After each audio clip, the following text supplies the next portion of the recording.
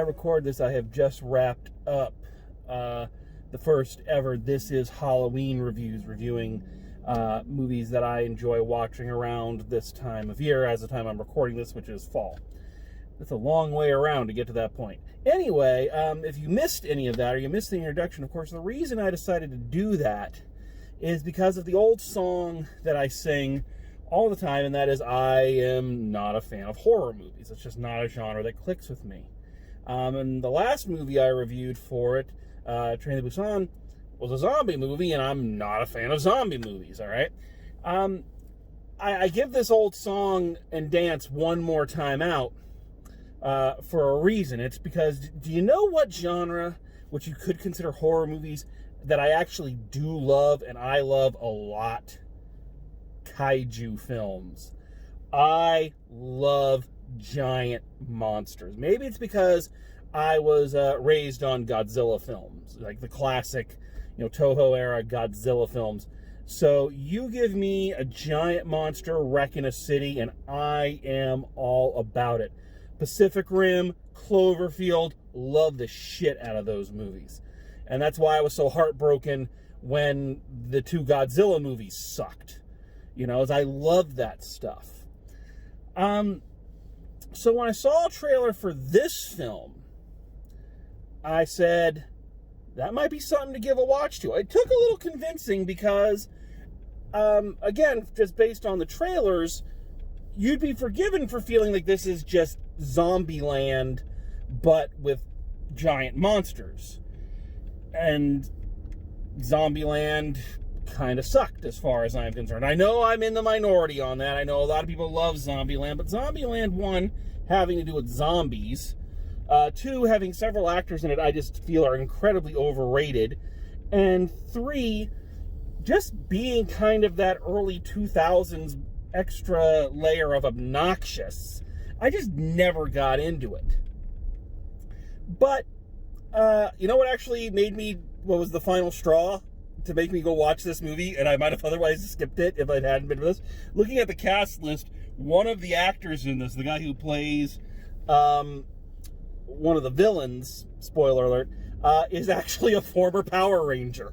And if a former Power Ranger is in something, 10 to 1 I'm going to watch it. Just because I like to see that they actually still exist past the point of their particular brand of Power Rangers being done. Because that's not normally the case. A lot of them kind of disappear. So it's like, oh shit, it's Dylan from Power Rangers RPM. All right, well, we're going to check that shit out.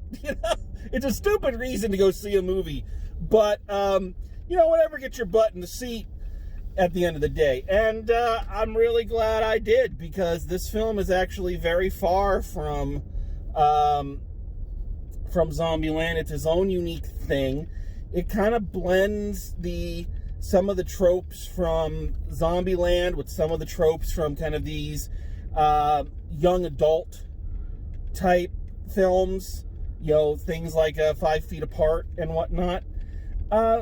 And it comes out with something that is incredibly funny and emotional and endearing, and just a lot of fun.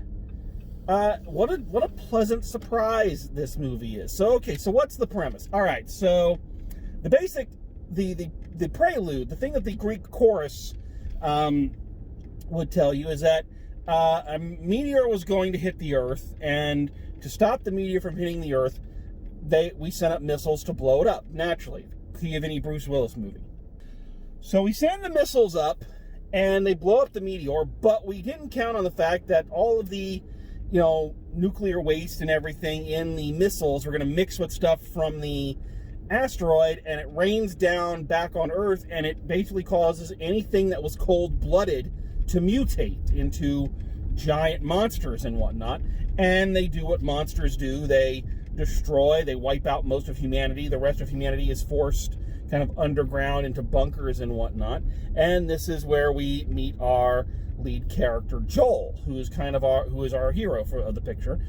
He was separated from his girlfriend at the age of 17. He's 24 now, of course. His parents were killed in one of the first monsters attacks.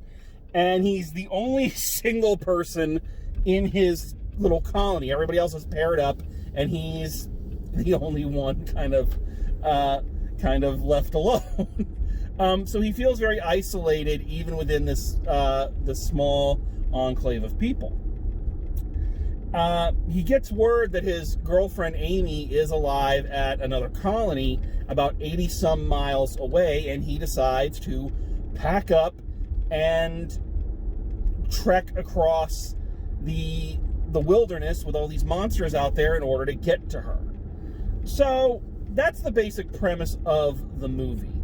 What I really like about this film, I like a lot of things about this film, but one of the things I really like about this movie is how it takes the tropes of this particular genre and really turns it on its head. Now, this is actually a subgenre, because you have like monster movies, and then you have this, like I say, this Zombieland kind of young adult monsters, but not, kind of taking it seriously, kind of not taking it seriously subgenre. I mean, we all can think of movies from that genre, right?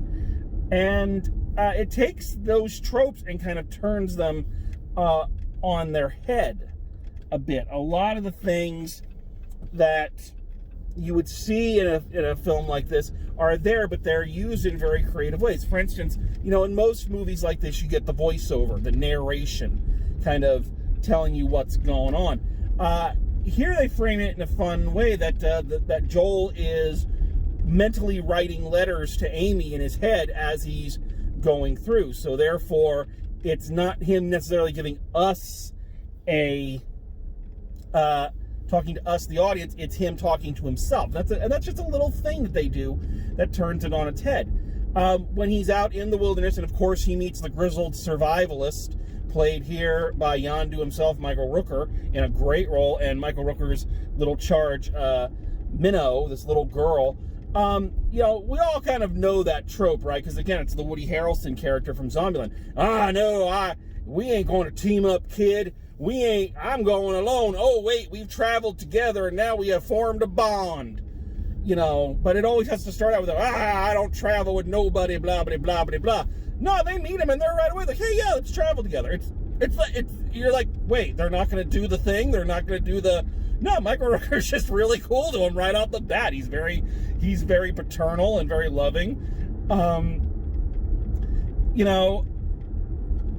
course, the little girl he's traveling with, Minnow, is like, of course, she's tough as nails, and we all know where that character is going. Oh, she's going to be tough as nails, but she's really a little girl at heart.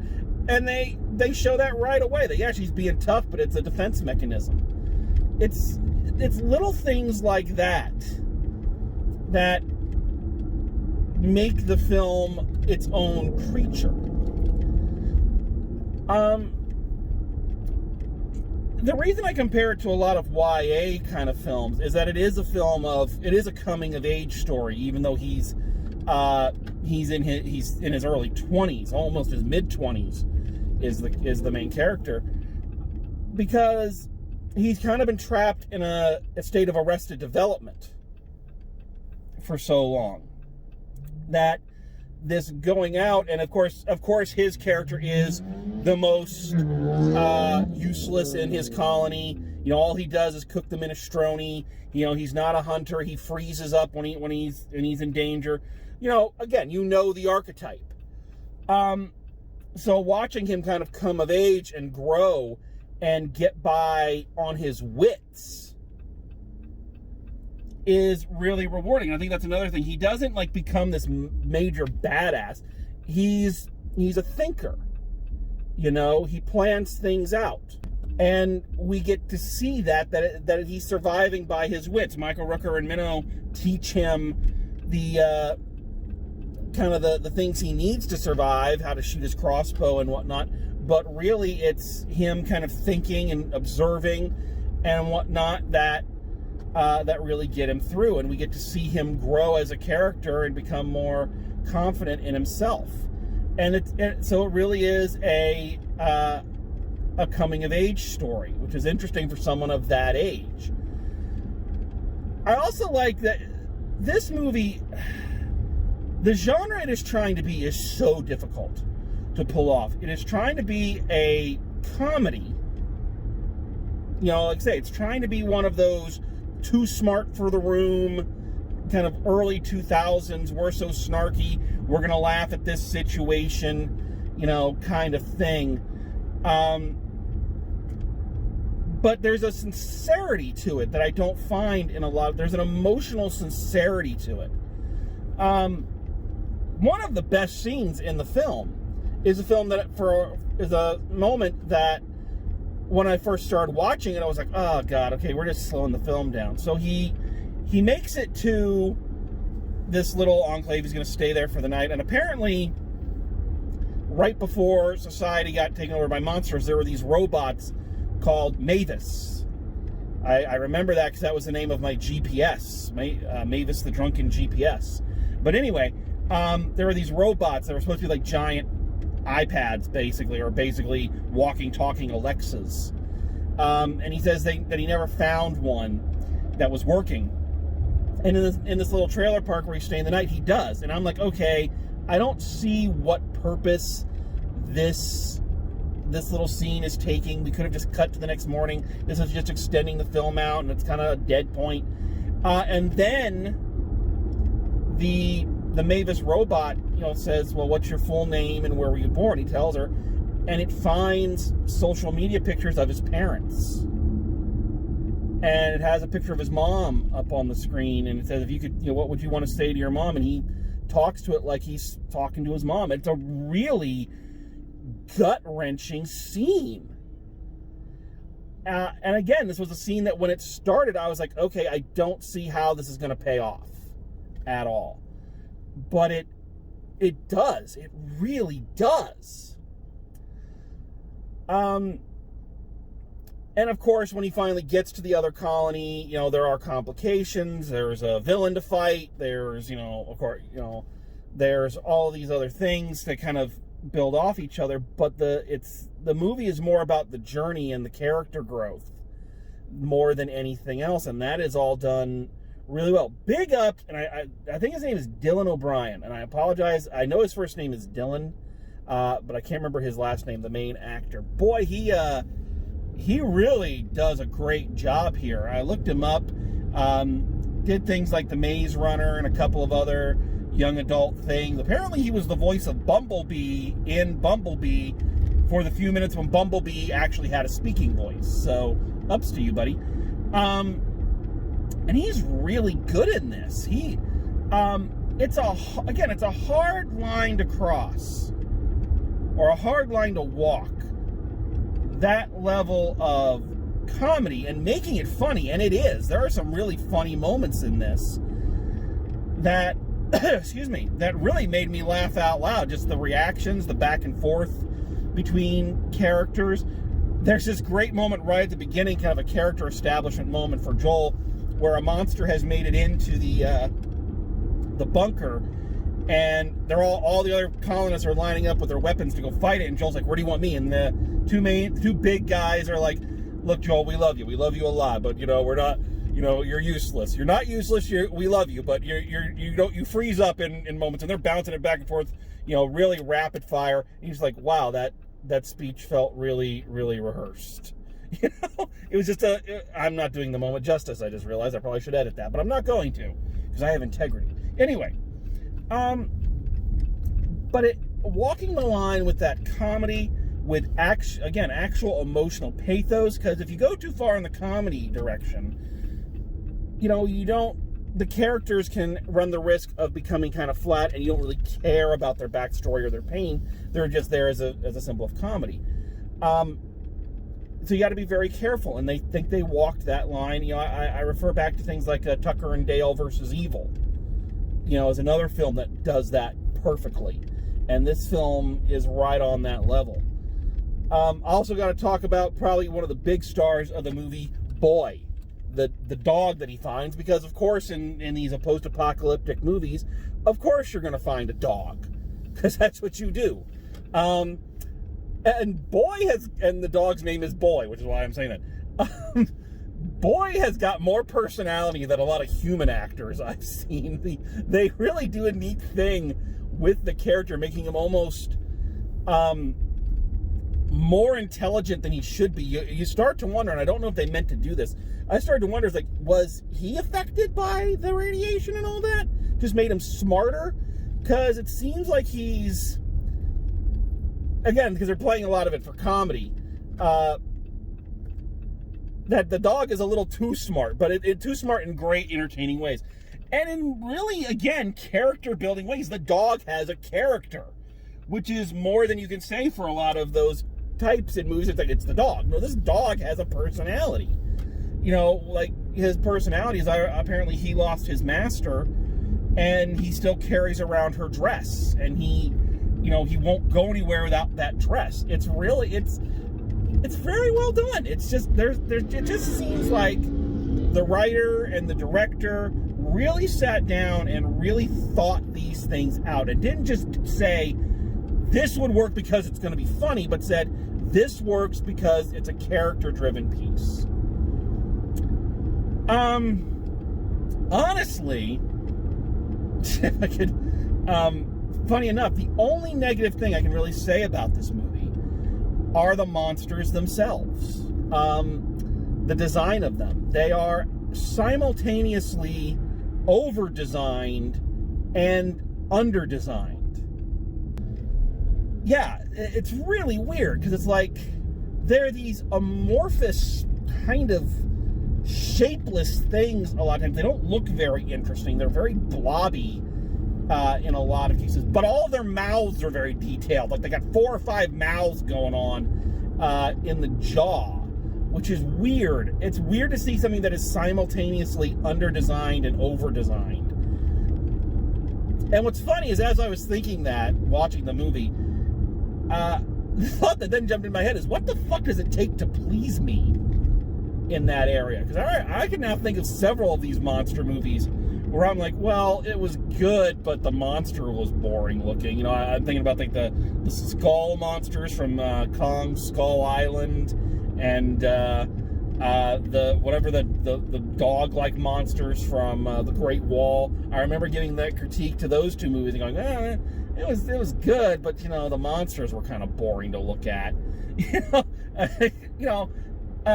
Again, I go to Pacific Rim and Cloverfield. Those monsters were really, really well designed and looked great. These ones, and I get that they're large. They're supposed to be, you know, smaller things made large and mutated. But even like the frog and crab look really, I don't know. They don't look very good. You know, nothing against the special effects. The special effects are great. Just the design of them are a little, I don't know, shapeless. But that doesn't take away from the film.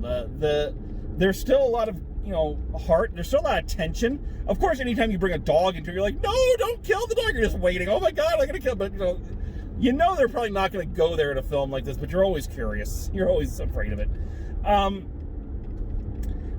So yeah, man, just to balance all of these things and balance it very well and tell a very compelling and satisfying coming-of-age story.